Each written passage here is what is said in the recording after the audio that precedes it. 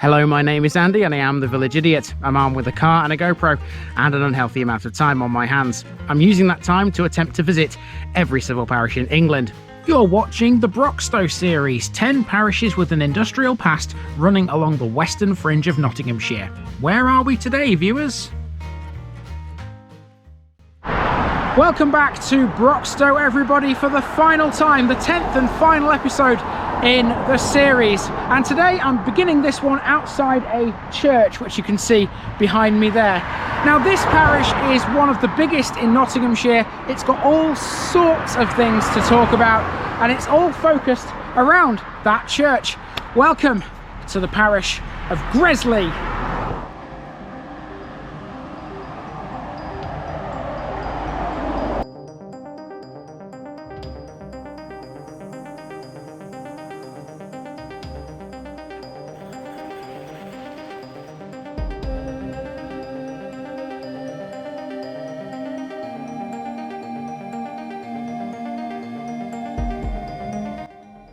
Greasley Gravelly Clearing. Today we hit the final episode of Broxtowe as the western side of Nottingham comes to a close. In this video, we'll be taking a tour around the parish of Greasley. It would be nice to say that this is just a simple village with not a lot to talk about, but that statement would have two major issues. Firstly, there's more than one settlement here. There's at least 5 of them because Greasley also includes the village of Watnall, 2 hamlets called Moorgreen and Bog End, and several suburbs of Eastwood including Giltbrook and Newthorpe. Secondly, and perhaps most importantly, there isn't a village called Greasley. You will though still find it on a map. Programming your sat-nav will take you to the main church around which the entire parish is based. It's believed there was a village that went along with that building at one time, but seeing as it's now deserted, nobody knows for sure where it was. The result is a main village which is simply a church and a couple of houses, minuscule compared to the rest of the area. Mind you, the rest has quite a bit to make up for it. In Watnall, we'll be talking about a Hovis bakery, a Met Office weather station and a driving test centre. In Giltbrook, we'll meet Nottingham's IKEA store, the retail park that goes with it, and a block of houses which have a historical link to Derbyshire. Moorgreen will introduce us to a reservoir built to feed a canal we already know a lot about, and it will also consolidate some of the mining history that we learned back in Eastwood. We'll also be visiting the site of Beauvale Priory. There are pubs galore, a few schools and lots of other bits of interest, and it's Broxtowe, so of course D.H. Lawrence will feature too. It's the big finish to a little series. For the 10th and final time in Broxtowe, let's go to work. We begin in Greasley at the Parish Oven tea rooms and the Church of St Mary. Located on the B600 between Moorgreen and Watnall, this area is considered to be the centre of the parish. Oddly though, Greasley is the smallest of all the settlements within its own boundaries. There's nothing small about the church though. Medieval in origin, having been built in the mid-15th century, St Mary's was virtually rebuilt in 1896 at a cost of £2,000. That was due to mining subsidence, which caused the tower to separate from the chancel and the nave. Before that, the building was last restored in 1882 after previously being so in 1753, 1772 and 1832. Inside, the font predates any part of the church, dating as it does from the 14th century. As this suggests, there was a previous church here. St Mary's history can be traced all the way back to the 11th century. The current building contains some fragments of stained glass from Beauvale Charterhouse. More on that later. Perhaps its most interesting memorial is that of Penistone Lamb, the first Viscount Melbourne, which is situated in the northwestern corner of the tower. Penistone Lamb was the father of the former Prime Minister, William Lamb, who was in office twice, a brief spell in 1834 and later from 1835 until 1841. The churchyard contains the grave of Benjamin Draywater, who was ship's surgeon on one of Captain Cook's voyages. This church is the standout feature in a village which technically doesn't exist.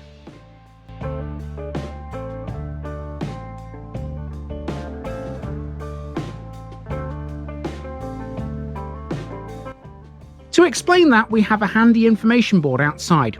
Greasley was destroyed at some point in the past, but when remains a mystery. The Duke of Rutland is though thought to have been the man behind its disappearance. Greasley was mentioned in the Domesday Book, which lists dwellings, fields and holdings. It's known it was widespread and included parts of Selston, Brinsley and Kimberley. Normally there would be physical remains of a lost village like this in the form of earthworks, but there aren't any in Greasley. Several efforts have been made to find the lost village, or at least bits of it, but all to no avail.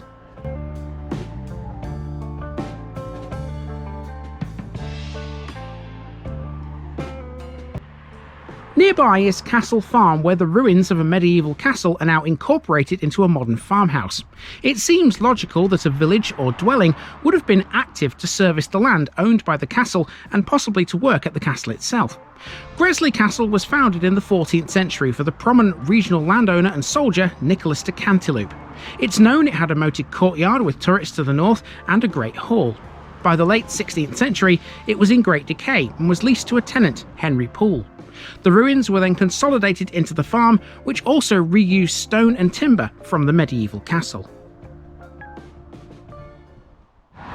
So whatever the truth is behind Greasley Village, it really doesn't make any difference to the modern day parish, because even though the church and the castle farmhouse are very important landmarks historically, this place has a lot more to talk about. It's got plenty of other settlements as well. Now what we're going to do is hop into the car next and drive through a place called Bog End. It'll take us towards Watnall, which has got loads to speak about. Let's go for the first of our two main walks here. Between Greasley and Watnall is the Hamlet of Bog End. Now, you'd be forgiven for thinking that this is just a random country lane with not a lot on it. It appears that way, but Bog End does have some historical importance. For a long time, if you attended school in Greasley Parish, the chances are you came to Bog End. In 1756, Bogend School was established here, and it wasn't closed until the much larger and more well-known ones in the area, like Beauvale Board School, came along in the late 1800s. There were others locally too, including a small dame school at Watnall and another at Kimberley.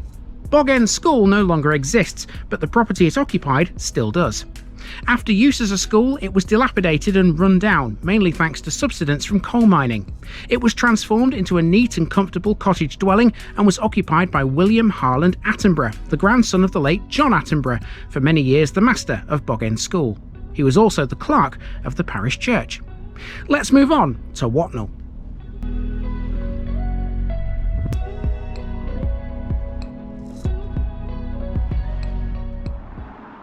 Here's our first landmark in Watnall. The older viewers familiar with the area might recall this building as the former Blanchard's Bakery.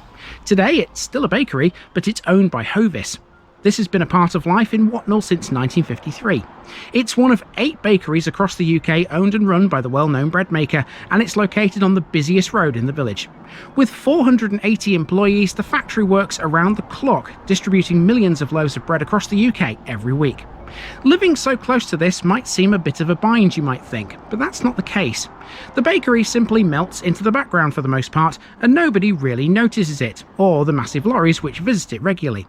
One perk to having this in your backyard would be the free samples of any new products, which the bakery sometimes test on the locals.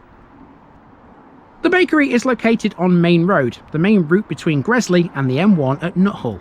Most of the major landmarks in Watnall are laid out along this one long road. Let's head up it for a short while.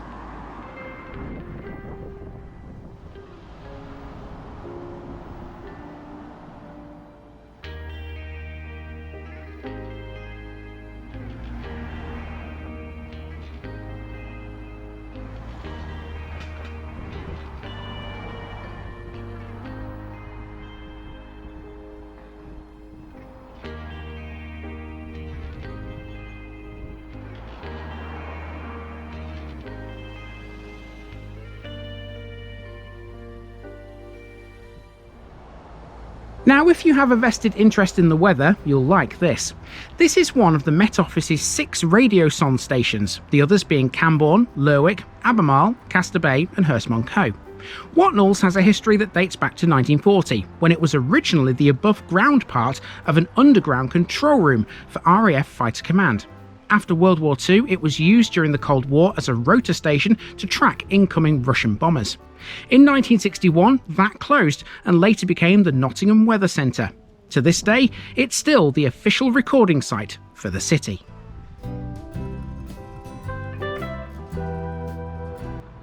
Over the road we have one of the 2 pubs here in Watnall, the Royal Oak. This is a historic roadside inn that dates back to 1758. It was extended in 1889. Being so close to the former RAF Fighter Command station, this pub is said to have a lot of wartime connections. For example, Polish Spitfire pilots would often be seen within its walls. Earlier this year, the pub was refurbished and converted to the Doghouse brand.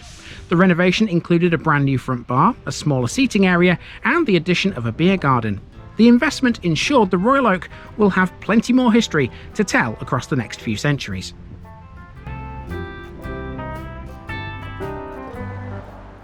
Next up, we have the Women's Institute Hall, which is literally a few paces up the street. Watnall WI was first formed in 1927, and the group still meet here on the third Tuesday of every month. This hall is known as the Victoria Institute.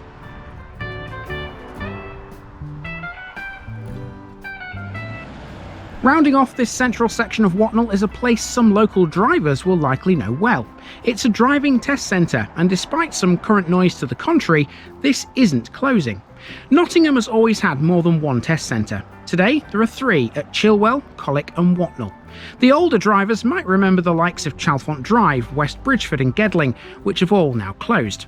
Watnall Testing Station is, and has always been, primarily for HGV and public services drivers. That's not to say that car tests haven't been carried out from here, they have, just a little less frequently. Now let's make our way to the northernmost part of Watnall, a housing estate just south of Bog End. In itself, it has quite a storied past.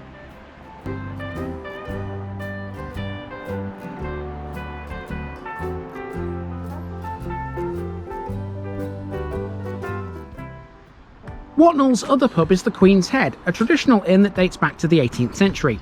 This one features a central bar, 3 rooms and a tiled fireplace reminiscent of the 1930s. The pub's servery has a glazed area at the top that appears to be ancient, and the lounge has an old boarded ceiling. It's well known for its homemade food, occasional beer festivals and its Monday quiz nights. It also hosts live music, and it's become a hub for upcoming signed and unsigned artists with a monthly event called Stum, which has connections with Peter Gabriel's Real World Studios.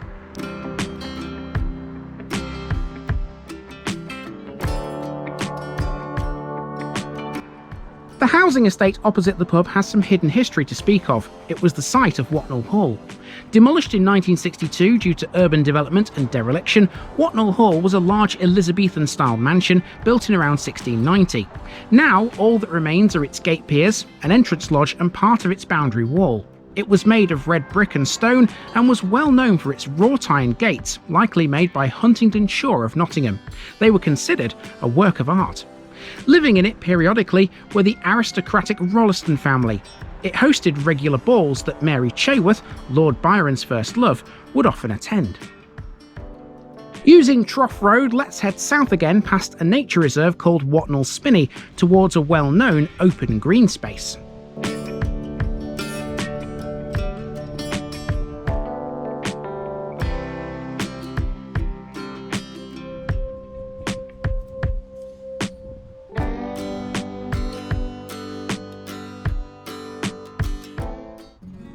This is Watnall Green, which was designated as a local nature reserve in 2012, one of 15 such sites across Broxtowe. The reserve is bordered on all sides by roads, namely Trough Road, Holly Road, Dealey Close and Stanier Way. It covers an area of approximately 1.88 hectares and comprises species-rich grassland, hedgerows and scattered trees.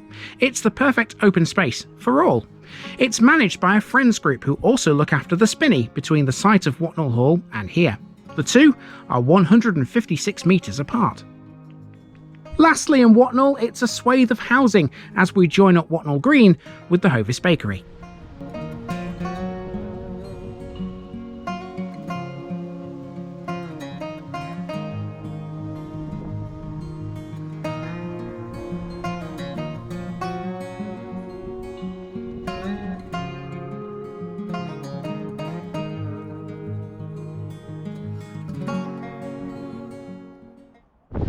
Okay, that's Watnall, but there's still plenty more to cover here in Greasley. Next thing is to go towards an industrial estate, which has a big yellow and blue Swedish furniture store, which we probably all know. On entering the Giltbrook area of Greasley Parish, you'd be hard-pushed to miss the largest landmark. As the Lancashire Hotpots once said, it's blue and it's yellow, but I always see red. Nottingham's IKEA store was the 6th to open in the UK, doing so in August 1997. It was originally built to serve an estimated 1 million customers. Today, the store attracts 2.8 million customers from not just Nottinghamshire, but much further afield. What can I say? I guess Swedish furniture is popular. In 2018, this underwent a £25 million revamp, which means it's now much bigger and includes a much bigger restaurant too, because you can never have too many Swedish meatballs. The entire retail park was built around the IKEA store. In fact, it's even called IKEA Way.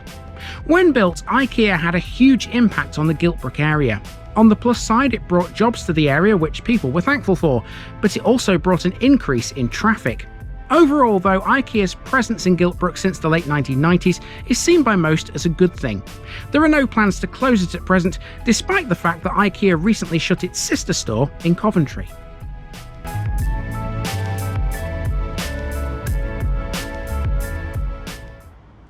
Kicking off the walk around Giltbrook and Newthorpe is the Court and Bold.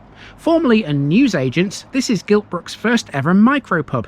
A cricket theme is present throughout in recognition of the landlord having played the sport for both Nottinghamshire and Derbyshire. Giltbrook is essentially the southernmost portion of Eastwood. It's named after the Giltbrook, a stream which runs under the roundabout near IKEA. Nottingham Road is its main street.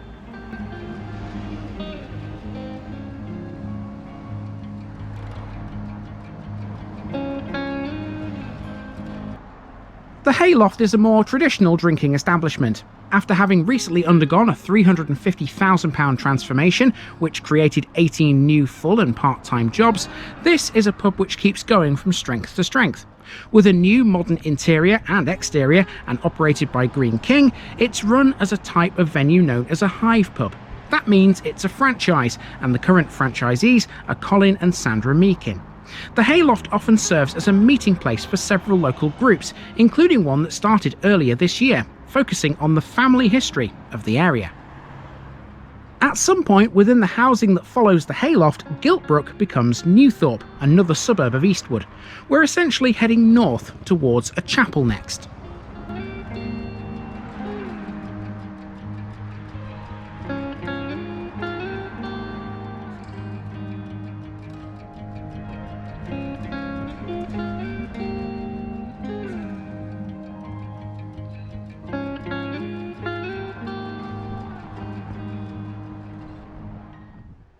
Newthorpe Baptist Chapel is often referred to as the beacon on the hill.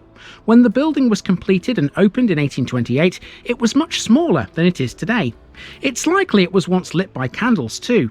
Back then it was still worked as an offshoot of the much bigger Ilkeston Baptist Church. We're atop a hill here, as its nickname suggests, and just up the street is the Foresters Arms. This is a traditional two-room village pub that was recently saved from closure by local support. It's now a thriving community pub with a horse racing theme, and it's highly recommended for its fabulous Sunday roasts. Now, the Foresters Arms should not be confused with another of the same name in Nottingham. That one, which was a beer house under the stewardship of William Pickard in 1898, became the city's first gay pub in the 1960s.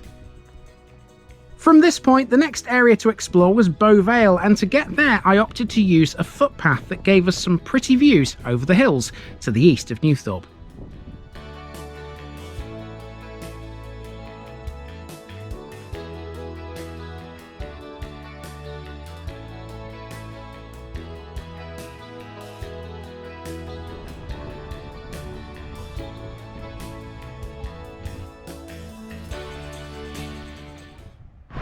Okay, so we caught a brief glimpse of some in Watnall, but there are some allotments here in Giltbrook and Newthorpe as well. You can see the entrance to them behind me there. I'm not about to go down there though, because apparently that is a private track.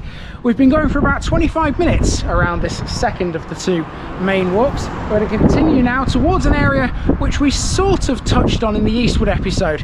Let's go and check out the other side of it. This is Greasley Beauvale Primary School, which has been at its current site since 2011. It has a complex history that includes the amalgamation of two former schools and the education of D.H. Lawrence. We saw his old school in the Eastwood episode, built by the architect R.C. Sutton. Next door is a playing field. At the back of this, there's a sports centre. Opened in 1985, it has provisions for five-a-side football, badminton, netball, basketball, table tennis, and various formats of bowls. The hall is also used as a training venue for the Bramcote Archery Club and the Broxtowe Model Car Club. Via some hilly side streets, we're now making our way back towards Nottingham Road. This was challenging at times, but the view was worth the effort.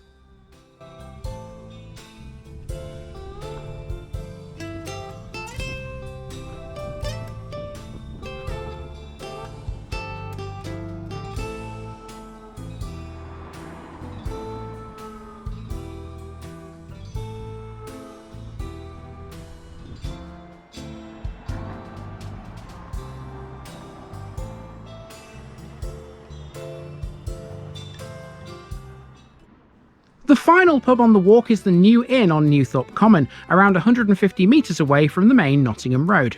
This one features a comfortably decorated lounge and a popular smaller bar which has a TV that often shows major sporting events. As such, it's the place to go around here if there's any major football on. Now, at some point in this next section, Newthorpe becomes Giltbrook again as the blurry line between the two comes into play for the second time. Let's head through another housing estate to part of Giltbrook that we're already familiar with.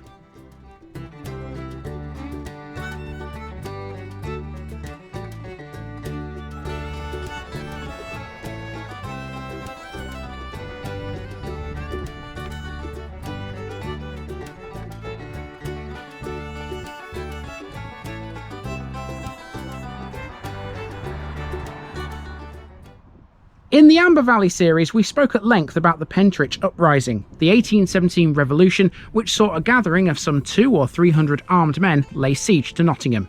If you want to learn more about it, the Pentrich episode is linked in today's end screen. Most of them were stockingers, quarrymen and ironworkers. The men never made it to Nottingham though.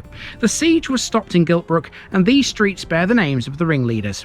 Unemployed stockinger Jeremiah Brandreth, sometimes known as the Nottingham Captain and supposedly related to TV personality Giles Brandreth, was the main man behind it all. Together with Isaac Ludlam and William Turner, he was hanged and beheaded in Derby. George Waitman, whose name also features in these streets, was sentenced to transportation in an Australian penal colony. As you wander through this maze of modern suburbia, you will likely notice a wind turbine in the distance. The locals call it Winston, and if you live here, his graceful spinning blades are a surefire way to know that you're almost home.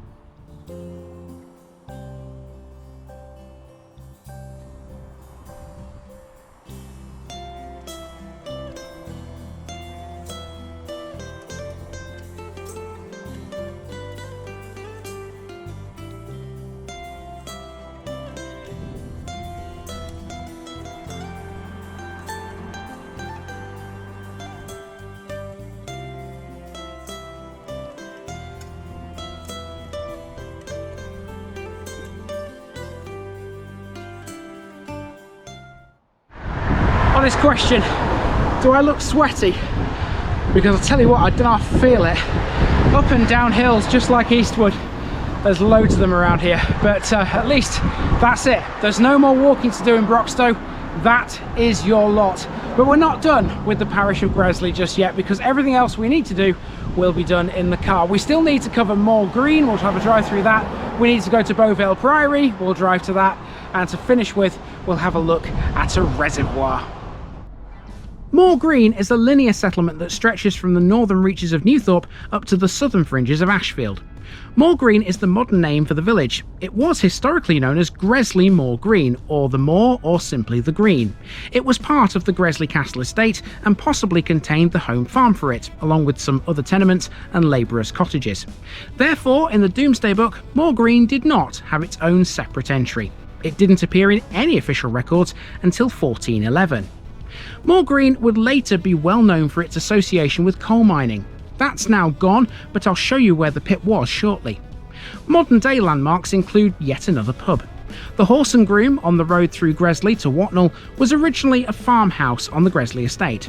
Some parts of it date back to the 17th century. Also, a storeroom to the rear of it once acted as the local mortuary too.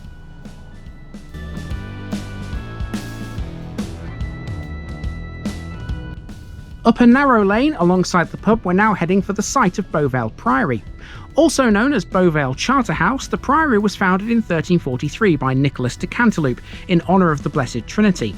It had 12 monks and was the third of the 9 Carthusian houses established in England. There are several claims that Beauvale played a huge role in shaping late medieval English spirituality. John Clarke suggests that the author of the seminal mystical text, The Cloud of Unknowing, was probably a Carthusian who came from Beauvale. A former prior here was Robert Lawrence, who travelled to London in 1535 to persuade Thomas Cromwell not to dissolve his monastery. He never made it to Cromwell and instead was imprisoned in the Tower of London as a traitor before being hung, drawn and quartered along with a group known as the Carthusian Martyrs. In 1970, he became St. Lawrence after Pope Paul VI created him as such. As for Beauvale Priory, it was dissolved in 1539. There are still substantial remains of the buildings, and the whole site has been designated as a Scheduled Ancient Monument, one of the first in England to receive that status in 1915. The ruins of Beauvale Priory later became the setting for D.H. Lawrence's historical short story, A Fragment of Stained Glass. Today, Beauvale Priory is a popular tea room, but it's only open at weekends, which this wasn't. Otherwise, I may have called in. Instead, here's the rest of Moorgreen. Sticking with the religious theme for a moment, nonconformism was catered for very well in this place. In the 1600s, such folk worshipped in an old barn, with its site later hosting a chapel. The prior vicar of Greasley, Robert Smalley, helped to establish it in 1662. Today, that building is a private residence. By the turn of the 20th century, Moorgreen was in the ownership of Earl Cowper, with the exception of 2 farms. He was the lord of the manor at Greasley. In 1865, the area took on an entirely different shape. That's when Moorgreen Colliery was opened by the Barber Walker Company, the shared business run by the 2 families that lived at Eastwood Hall. The mine operated for 120 years until finally closing in 1985. The site of the pit is between Moorgreen and Eastwood. When in operation, Moorgreen was one of the area's largest mines. It employed thousands of people and produced coal that was used to power factories, heat homes and fuel trains. It was transported to major cities across the country, including London. Its closure marked the end of an era and the start of a brief economic downturn in Eastwood, with unemployment, poverty and shop closures. The pit site today is the attractive Collier's Wood.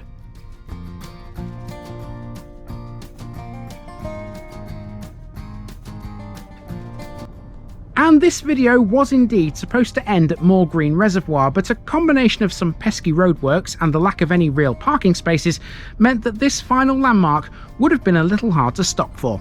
No matter though, because the internet exists. Here's one final pictorial segment centred around the reservoir.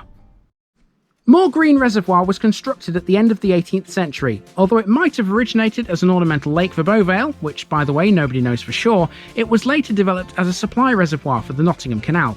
It still is a supply reservoir, except these days it serves the Erewash Canal instead. Keen anglers will know this too, thanks to its noted local carp fishery. Birdwatchers often come here as well. Moorgreen is perhaps best known as one of the locations used by that man, D.H. Lawrence, in his writings. In true Lawrence fashion though, he renamed it. He called it Nethermere in Sons and Lovers, and, no laughing please, Willy Water in The White Peacock. He also used it in Women in Love. It was here where the drowning tragedy was set, based on an actual incident at the reservoir in 1892. I sometimes wish that unparished areas didn't exist. The likes of Beeston and Bramcote are Broxtowe places too, and I'm sure they have lots to speak of. But with Greasley done, we're finished with Broxtowe. I've really enjoyed my time in this part of Nottingham, and I hope you have too. See you elsewhere down the road.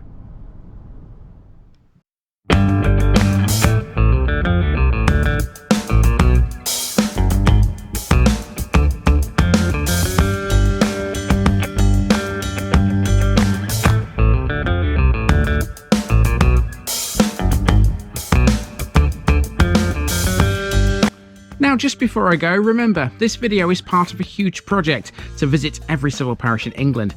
That's more than 10,000. These routes are pre-planned, and due to time constraints, I can't cover every detail or walk down every street. Please don't complain if this video missed something out. I pronounce names how I choose to. I am very aware that local dialect may vary, and I don't take kindly to criticism about this. You've been warned. It's impossible to know everything too. If this video was terrible, make your own. If you're a regular watcher of The Village Idiot, you're not the only one. If you've got a small business, why not use my videos to advertise it? Leave a comment below if you're interested. And finally, thanks for watching this episode, everybody. Give us a like and a subscribe if you've enjoyed this episode, and share it with your friends and relatives. It all helps to keep this mission going. Until next time, I've been Andy, also known as The Village Idiot, and I'm out.